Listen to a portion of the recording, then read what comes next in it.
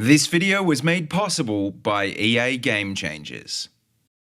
Hey guys, how you going? This is BillyEatWorld again, and today we're going to try in a relatively quick video to tackle the pretty mammoth topic of historical accuracy in Battlefield 5, which is going to be pretty hard because not only is there a lot to cover, this topic has also been already pretty widely debated on places like YouTube and in the forums. Most of the discussion so far has been how Battlefield 5 isn't historically authentic for reasons X, Y, and Z.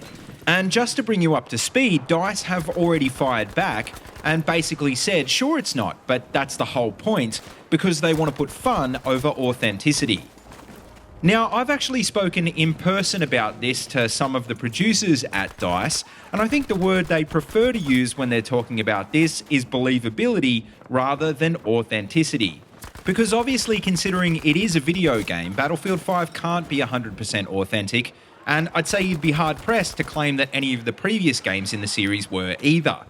So the question is, what are DICE doing in Battlefield 5 to make it seem more authentic, or should I say believable, to make it feel like a World War II game? Well, that's what we're going to talk about today, because I think you'll probably be surprised at how much effort they are actually going to do just that. But anyway, now the intros are out of the way, to kick off with, the first thing I want to mention in this video is Tides of War, which I've covered quite a bit in previous videos, and I'll probably come back to quite a bit as well. And that's the new live service DICE are going to be using in BF5 to roll out new content over the lifespan of the game. The main difference with Tides of War, though, is that content is going to be released in historically chronological order, in chapters based on the actual theatres of war in World War II. And I think probably what I'm most interested in is that it's also going to feature historically inspired timed events, which are going to include things like specific event gear and narrative-driven modes.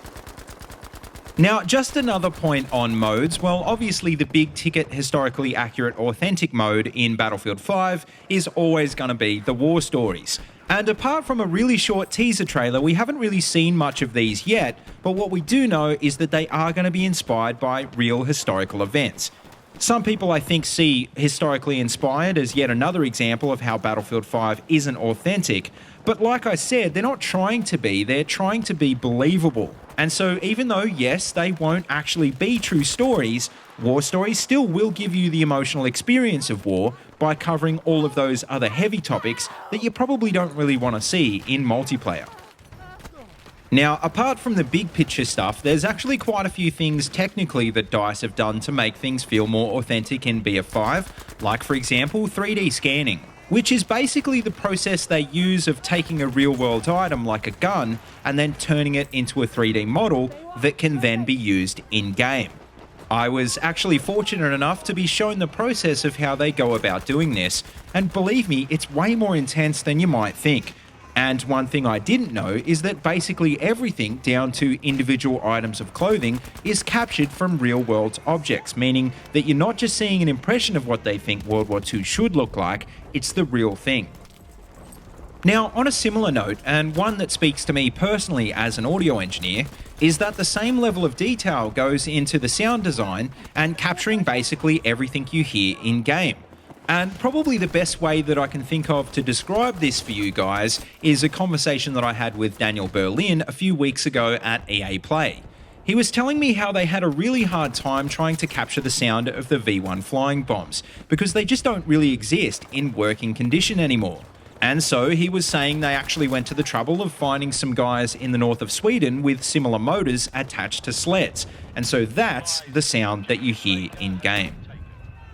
But finally, the last point I want to make is on locations, and one thing we do know for sure is that we're going to be battling over real-world historical battlefields in BF5. And so far, we definitely know that we're going to be seeing Narvik, obviously, as well as the city of Rotterdam, and it's even been hinted that we're going to see El Alamein and Omaha Beach.